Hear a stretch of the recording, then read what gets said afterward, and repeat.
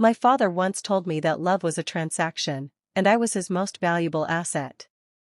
I was 36 years old, standing in a mechanic's garage in the middle of nowhere, watching a man with grease-stained hands fix a carburetor, when I finally understood what it meant to be priceless to someone who wanted nothing from me. But before I tell you how one photograph destroyed my family's empire and sent my billionaire father into a spiral of panic he never recovered from, I need to take you back to the moment everything began to unravel. Before I dive in, let me know in the comments where you're watching from. And if you enjoy stories like this, please like and subscribe, it helps me keep sharing more. My name is Emilia Harrington. Or at least, it was. The Harrington name carried weight in circles most people will never enter. Private jets. Political dinners.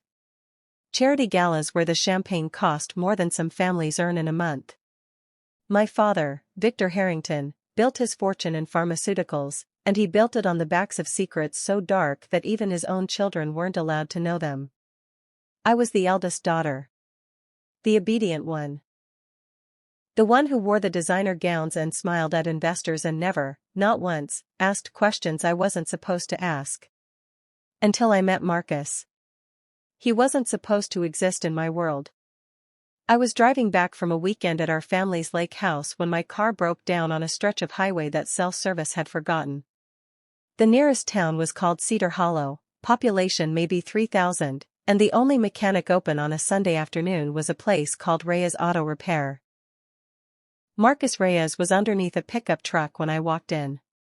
I remember the sound of his wrench against metal, the smell of oil and something faintly sweet, like the vanilla air freshener hanging from a rearview mirror on his desk.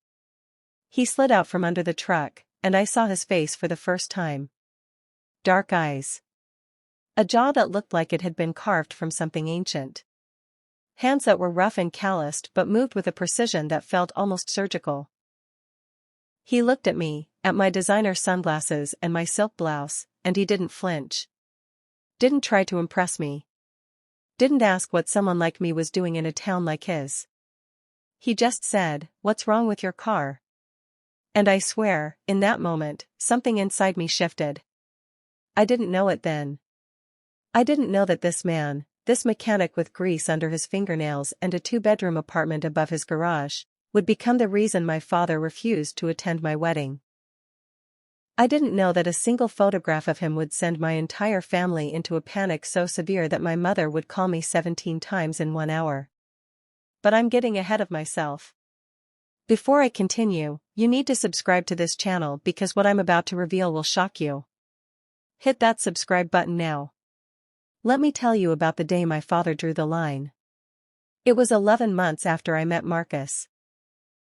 We'd been dating in secret for most of that time, and the secrecy wasn't my idea, it was survival. I knew my family. I knew what they were capable of when their image was threatened. But I was tired of hiding. Tired of pretending that the man I loved was something to be ashamed of. So I told them. I gathered my family in the main dining room of our estate, the one with the crystal chandelier that my mother had imported from Vienna and the mahogany table that seated 24. My father sat at the head, as always. My mother, Celeste, sat to his right, her posture perfect, her expression unreadable. My younger sister, Genevieve, was across from me, scrolling through her phone like she couldn't be bothered to pay attention. And I stood there, my hands trembling slightly, and I told them I was in love. I told them his name was Marcus. I told them he owned a mechanic shop in a small town 2 hours away. And I told them I was going to marry him. The silence that followed was the loudest thing I've ever heard. My father's face didn't change. That was the terrifying part. He didn't yell.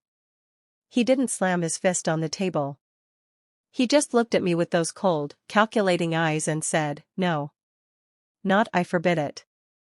Not we need to discuss this. Just no." Like I was a child asking for a toy he'd already decided I couldn't have. I tried to explain. I tried to tell him that Marcus was kind and honest and hardworking. That he treated me like a person, not a portfolio. That for the first time in my life, I felt like someone loved me for who I was, not what I could give them. But my father just shook his head. "You're a Harrington," he said. "You don't marry mechanics. You don't marry anyone who can't bring value to this family. That's not how this works, Emilia. That's not how it's ever worked." I felt something crack inside me. Not break, not yet. Just crack. Like a foundation that had been holding for years finally showing its first fault line. "I'm not asking for your permission," I said. "I'm telling you what's happening." My father's eyes flickered. Just for a second. And in that flicker, I saw something I'd never seen before. Fear. At the time, I didn't understand it. Why would a billionaire be afraid of his daughter marrying a mechanic? What possible threat could Marcus pose to a man who had politicians on speed dial and journalists in his pocket? But I would learn. Oh, I would learn. What would you have done if your own father looked at you like that? Like you'd just become a stranger? Like the daughter he'd raised for 36 years had suddenly become a threat to everything he'd built? I'll tell you what I did. I walked out. I walked out of that dining room, out of that estate, and I didn't look back. Genevieve tried to stop me in the hallway. She grabbed my arm and hissed, "You're making a mistake. You don't know what you're doing." I pulled away from her. "I know exactly what I'm doing. I'm choosing myself for once." She stared at me with something that looked almost like pity.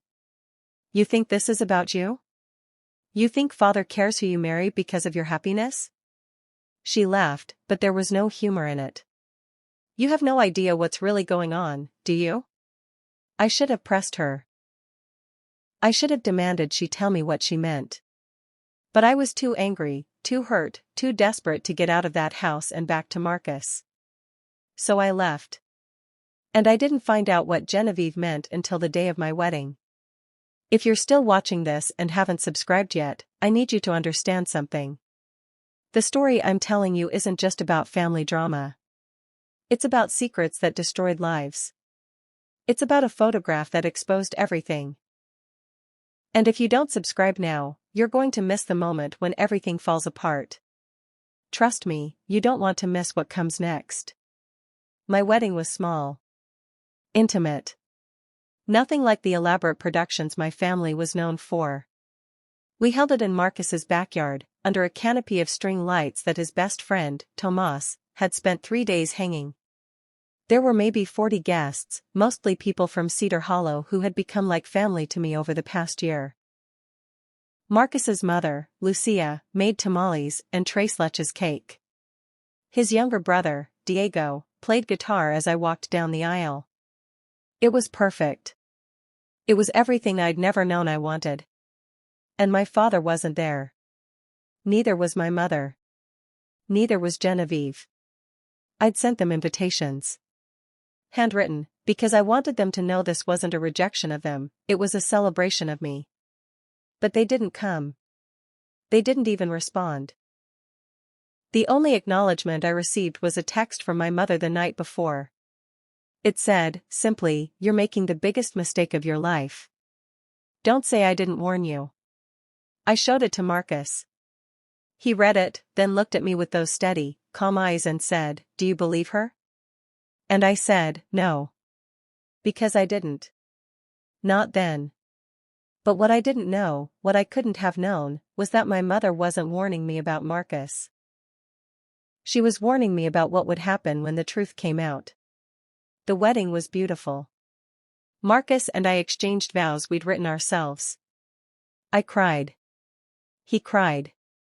Lucia cried so much that Diego had to pause his guitar playing to bring her tissues. And when it was over, when we were officially husband and wife, I felt something I hadn't felt in years. Peace. But peace, I've learned, is often just the calm before the storm. It was 3 days after the wedding when the photograph surfaced. I was in our kitchen, making coffee, when my phone started buzzing. First it was my mother. Then Genevieve. Then numbers I didn't recognize. Then my father. 17 calls in 1 hour. I answered on the 18th. My mother's voice was shaking. Not with sadness. with terror. "Where did you find him?" she demanded. "What are you talking about?" "Marcus. Your husband. Where did you find him, Emilia? How did you know?" I felt the floor shift beneath me. "Know what?" "Mother, you're not making sense."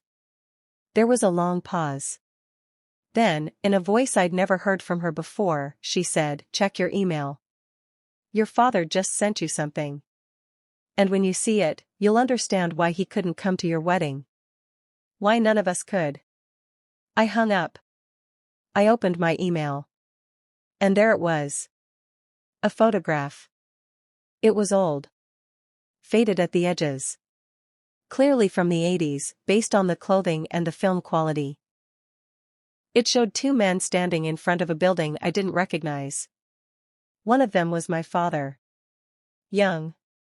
Maybe mid-20s. Before the money, before the empire, before any of us were born. He was smiling. Actually smiling. Something I'd rarely seen him do. The other man looked almost exactly like Marcus. Same dark eyes. Same strong jaw. Same expression of quiet intensity. At the bottom of the photograph, someone had written a date and two names. The date was April 1987. The names were Victor Harrington and Rafael Reyes. Reyes. Marcus's last name. I stared at that photograph for what felt like hours. My coffee went cold. The morning light shifted across the kitchen floor. And slowly, piece by piece, I began to understand why my father had looked so afraid when I told him I was marrying a mechanic from Cedar Hollow. But understanding would take time. And what I discovered next would change not just my life, but the entire Harrington legacy. Do you think I was too trusting here? Do you think I should have asked more questions before I married Marcus? Because what I'm about to tell you in the next chapter will make you question everything you think you know about love, loyalty, and the lengths a father will go to protect his secrets. I'm reading and replying to every comment under this post. Tell me what you think is really going on. Because I promise you, the truth is darker than anything you can imagine. The photograph trembled in my hands, and I realized the shaking wasn't from the paper but from something deep inside my chest, something that had been stable my entire life now fracturing into 1,000 hairline cracks. Rafael Reyes. The name echoed in my skull like a bell that refused to stop ringing. I didn't hear Marcus come into the kitchen. I didn't hear him call my name twice before touching my shoulder. All I heard was my own heartbeat, loud and irregular, and the sound of my mother's terrified voice still lingering in my memory. "Emilia." His voice finally broke through. "Emilia, what's wrong? You're pale. Talk to me." I turned to face him. My husband of 3 days. The man I had chosen over my entire family. The man whose last name now made sense in the most devastating way possible. I held up the photograph. And I watched his face change. It wasn't shock. That's what destroyed me. It wasn't confusion or surprise or any of the things you'd expect from someone seeing a random old photograph. It was recognition. It was grief. It was the look of someone who had been waiting for this moment and dreading it in equal measure. "You know," I whispered. "You know who this is." Marcus didn't answer immediately. He took the photograph from my hands, and I noticed his fingers were steady even though mine had been shaking. He looked at the two men in the image, at my father's young smile and the man who could have been his twin, and he exhaled slowly. "That's my father," he said. "Rafael Reyes. And yes, I know exactly who your father is, Emilia. I've known since the day you walked into my garage." The kitchen tilted. I grabbed the counter to steady myself. "You knew? This whole time, you knew there was a connection between our families and you never told me?" "I wanted to tell you. Every single day, I wanted to tell you. But I needed you to see me first. The real me. Not the son of the man your father destroyed." Before I continue, you need to subscribe to this channel because what I'm about to reveal will shock you.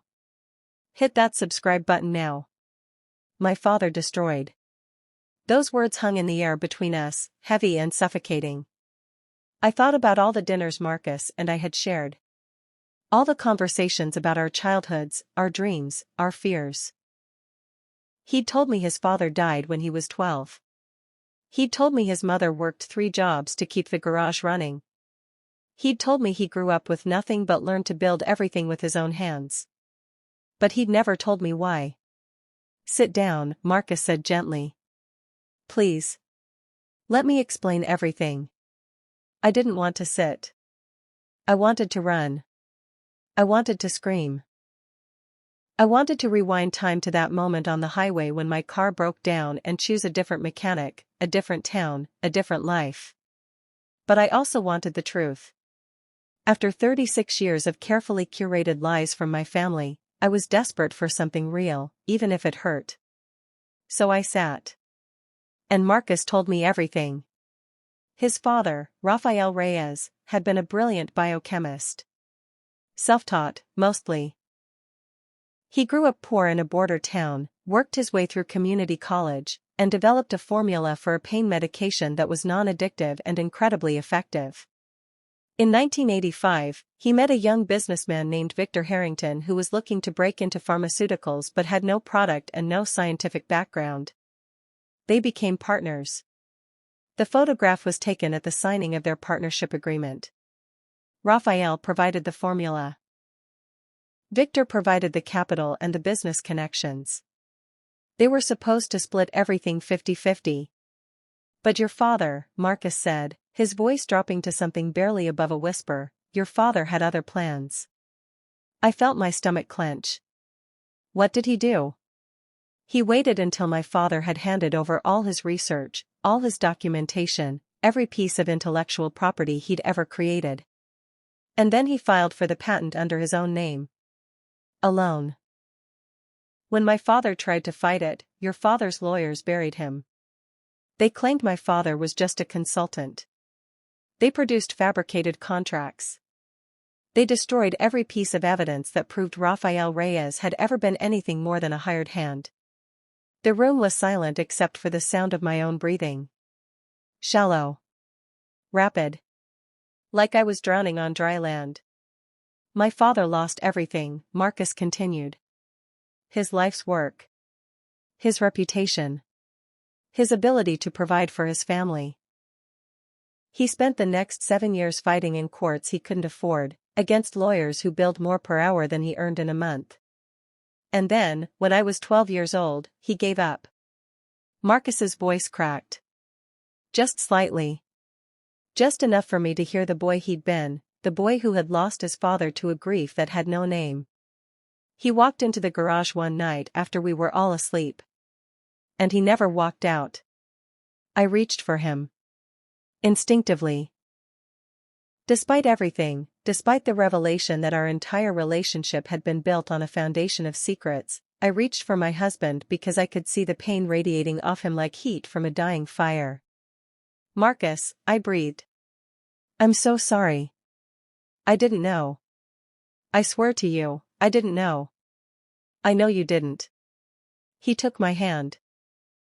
His grip was firm but gentle, the same hands that had fixed my car, that had held me on our wedding night, that had traced the lines of my face like I was something worth memorizing. "That's why I fell in love with you, Emilia. Because you weren't like them. You never were. Do you think Marcus was wrong to keep this secret from me? Do you think love built on hidden pain can ever truly survive?" I asked myself those questions 1,000 times in the hours that followed. But I didn't have time to find answers. Because my phone rang again. And this time, it was my father. If you've been following this story and you haven't subscribed yet, you need to do it now. What happens next changed my life forever, and if you're not subscribed, you won't be here when I reveal how my father's empire came crashing down. Subscribe now. I mean it. I answered on the 3rd ring. "Emilia." My father's voice was different. Gone was the cold, controlled authority I'd known my entire life. In its place was something raw. Something desperate. Something that sounded almost like fear. You need to come home. Now. We need to discuss this photograph and what it means for everyone. Discuss? I laughed, but there was no humor in it. You mean you want to spin another story? Create another fabricated contract? Bury another truth under a mountain of lawyer speak? Silence. Then, quietly, you've spoken to him. To the Reyes boy. His name is Marcus. He's my husband. And he told me everything, Father. Everything you did to Raphael. Everything you stole. You don't understand the full picture, Emilia. There are complexities you're not aware of. Business decisions that had to be made. If you would just come home, I can explain. No. The word came out stronger than I expected. I'm not coming home. Not now. Not ever. But you should know something, Father. That photograph you sent me? The one you thought would make me doubt my husband? It's the key to everything. Raphael Reyes kept records. Hidden records. Evidence that even your lawyers couldn't destroy. And Marcus has all of it. The silence that followed was deafening. I could almost hear my father's mind racing, calculating, trying to find an angle. But there was no angle. Not anymore. What do you want? He finally asked. I want you to admit what you did. Publicly. I want you to restore Raphael's name, acknowledge him as the true creator of the formula, and compensate his family for 30 years of stolen profits. That's impossible. It would destroy everything. The company, our reputation, your empire, I finished for him. Yes. It would destroy your empire. The same way you destroyed Raphael's life. The same way you tried to destroy mine when you refused to come to my wedding. My father's breathing was heavy on the other end of the line. I could picture him in his study, surrounded by the symbols of his success, the awards and photographs and first edition books that decorated the shelves like trophies of a war only he knew he'd been fighting. You're my daughter, he said. You would do this to your own father? You did this to yourself, I replied. The moment you chose greed over integrity.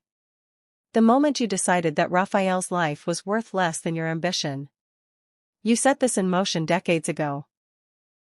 I'm just finally letting it play out. I hung up before he could respond.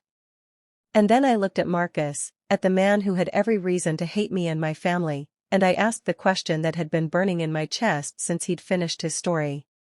Why didn't you expose him yourself? You've had this evidence for years. You could have destroyed him without ever meeting me. Marcus was quiet for a long moment. When he spoke, his voice was thick with something I couldn't quite name. Because my father didn't raise me to be like Victor Harrington. He raised me to be better. To build things instead of destroying them. To choose love over revenge. He touched my face, his rough palm warm against my cheek. When you walked into my garage that day, I wasn't planning anything. I was just a mechanic in a small town, trying to live a life my father would have been proud of. And then I met you. And everything changed. I could have been a trap, I whispered. A spy sent by my father to find out what you knew. You could have been, he agreed. But you weren't. I saw it in your eyes the first time we talked. You were running from something. Searching for something real. Just like me. We stood there in our small kitchen, the photograph still on the table between us, and I made a decision that would change everything. My father had spent 30 years protecting his secrets. It was time for the truth to see daylight. I need you to understand something right now. If you're still watching and you haven't subscribed, you're going to miss the conclusion of this story. You're going to miss the moment when justice finally arrived. Subscribe now, because what happened next is something I still think about every single day. The exposure was methodical. Marcus and I worked with investigative journalists who had been trying to crack the Harrington pharmaceutical empire for years. We provided documents, correspondence, original research notes in Raphael's handwriting that proved beyond any doubt who had truly developed the formula. We gave them the photograph. We gave them everything. The story broke on a Tuesday morning. By Wednesday afternoon, Harrington Pharmaceutical stock had plummeted 40%. By Friday, federal investigators had opened an inquiry. By the following month, my father was facing a class action lawsuit from the Reyes family and dozens of other smaller players he'd crushed on his way to the top. My mother called me one last time during those chaotic weeks. Her voice was hollow, emptied of the terror that had filled it before. Now there was only exhaustion. "Your father is dying," she said. "The stress. His heart. The doctors say he has months, maybe less." I waited for guilt to flood through me. I waited for regret, for second thoughts, for the desperate urge to rush home and beg forgiveness from a dying man. But it never came. "He's not dying from stress, Mother. He's dying from the weight of what he's carried for 30 years. The lies. The stolen legacy. The life he took from Rafael Reyes when he drove him to that garage." "You're cruel," she whispered. "I'm honest," I corrected. "For the first time in my life, I'm honest." And I learned it from a mechanic in Cedar Hollow who had every reason to be bitter and hateful but chose to be kind instead. My father died 3 months later. I did not attend his funeral. But I did visit Rafael Reyes's grave the day after. Marcus stood beside me as I placed flowers on the headstone of a man I'd never met but whose legacy had shaped my entire life. The inscription was simple. Rafael Reyes. Beloved husband. Devoted father. Brilliant mind. "He would have liked you," Marcus said softly. "He always believed that good people existed, even in the families that hurt us. He would have seen what I see." "What do you see?" I asked. "Someone who chose truth over comfort. Love over legacy. Someone who proves that we're not bound by the sins of our fathers." I leaned into him, feeling the solid warmth of his body against mine, and I thought about the photograph that had started everything. 2 young men in 1987, standing on the threshold of a partnership that would bless one and destroy the other. My father had looked at Rafael and seen an opportunity to exploit. Rafael had looked at my father and seen a friend. And somehow, decades later, their children had found each other on a broken-down highway and built something neither of their fathers could have imagined. My father once told me that love was a transaction, and I was his most valuable asset. He was wrong. Love isn't a transaction. It's a choice you make every day to see someone clearly, to honor their truth even when it's painful, to build a life together that's bigger than either of you could create alone. Marcus taught me that. A mechanic with grease-stained hands and a heart that refused to harden despite every reason to. And now, standing in front of his father's grave, I understood something my father never did. True wealth isn't measured in stock prices or political connections or pharmaceutical empires built on stolen genius. True wealth is waking up next to someone who loves you for exactly who you are. True wealth is having a clear conscience when you lay your head down at night. True wealth is choosing integrity when betrayal would have been so much easier. My father spent his whole life acquiring things. Properties. Companies. Power. And in the end, he died alone in a hospital room, surrounded by lawyers and accountants, with not a single person who loved him for anything other than what he could provide. I spent one afternoon in a mechanic's garage and found everything he spent decades searching for. The moral is simple, but it took me 36 years to learn it. The people who try to own you will never truly know you. But the people who choose to love you, even when you have nothing to offer but yourself, those are the ones worth building a life with. I'm reading and replying to every comment under this post. Tell me, have you ever had to choose between your family and your truth? Have you ever walked away from everything you knew to become who you were meant to be? And if this story moved you, if it made you think about the people in your own life who see you clearly, share it. Subscribe. Come back for more stories about ordinary people who discovered extraordinary courage. Because somewhere out there, right now, someone else is standing at a crossroads just like I was. And maybe, just maybe, hearing this story will give them the strength to choose love over fear, truth over comfort, and themselves over everyone who tried to make them small.